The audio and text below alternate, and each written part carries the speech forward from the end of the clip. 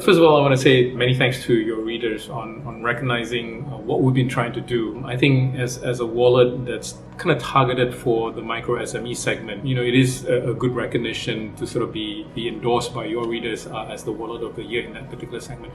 I think for us, a lot of what we do is in fact targeted towards that segment. This has been an especially tough year for them. When the MCO kicked in, we saw a lot of them actually not being able to do normal daily trade. A lot of the owner proprietors of these businesses all lost income, right? And a lot of them were sort of forced to shut. And so we decided to focus our innovation to help them. And what did we do? I think the few simple products that we came up with was essentially all designed to help them continue to do business, right? So the first thing we did was we created a portal such that they can actually put their products and their services onto an online platform, our platform. You actually don't need to be an expert in going digital. All you need to know how to do is to take pictures and be familiar with WhatsApp. And with that, you can actually go online. And then the other thing, of course, we help them do was to facilitate the payment. They actually don't need to be very savvy with Boost. They only need to be able to know how to send a HTML link to a user, to a buyer, such that they can actually do the transaction.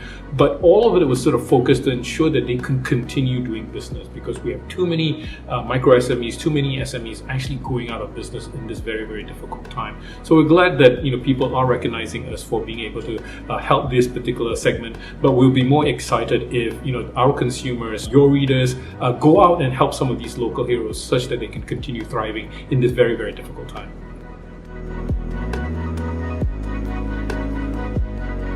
So let me talk a little bit about the landscape, the industry landscape, how I see it sort of moving, right? And I think in part due to COVID, we're seeing a lot of momentum on cashless adoption. I'm reminded by the fact that M-Pesa, which is a great case study on mobile wallets, actually exploded in Kenya, largely because of Ebola, right? And now we have the same circumstance again, where people are a little bit more nervous about handing over what could be a relatively dirty note or solved note amongst each other, right? And so we do see that being a real impetus driving cashless adoption in a big way. What this means for me, though, that cash is actually our biggest competitor within Boost. This virus, for some strange reason, is actually helping us battle cash in a more aggressive way, such that I think by maybe not 2021, maybe not 2022, but by 2023, I actually foresee that 50% of cash that's being used today will be displaced by some form of e-money, whether it's the e-wallets that we have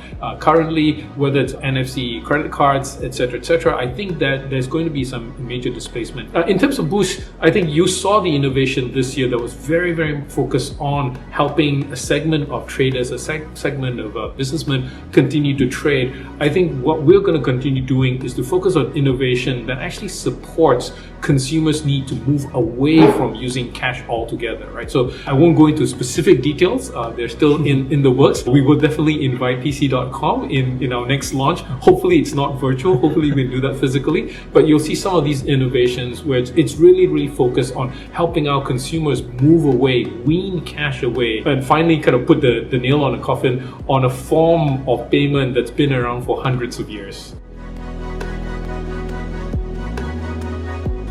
So the team had a little bit of a preview on this. We ran a town hall recently, and I guess it was the HR team had heard about it and actually did a slide on this, right? First of all, recognizing the fact that Boost won the Micro SME Wallet of the Year, but then they also mentioned the Technovator Award as well. For me, though, it's like I've said before to the team, it's not an individual award. I do thank the readers for recognizing the efforts that we've put in place, but for me, it's not an individual award. It's a reflection of all the things that we have done as an organization to help society at large, not just move from the adoption of cash to a cashless world, but actually to help society at large in terms of battling the pandemic, right? When the pandemic hit, we had 4 major priorities, and the 4th priority in no particular order was basically to leverage whatever capability that we had as an organization to help our communities, to help our government agencies fight this pandemic, right? And there are many different things that we've done to sort of help and support our communities. So I feel like this recognition, although it is deemed as a personal award, is actually a recognition for my entire team on all that they've done. Not just, as I said, not just to move from cash to a cashless world, but really to help Malaysia at large fight this very, very vicious and very ugly pandemic. Thank you. Thank you very much.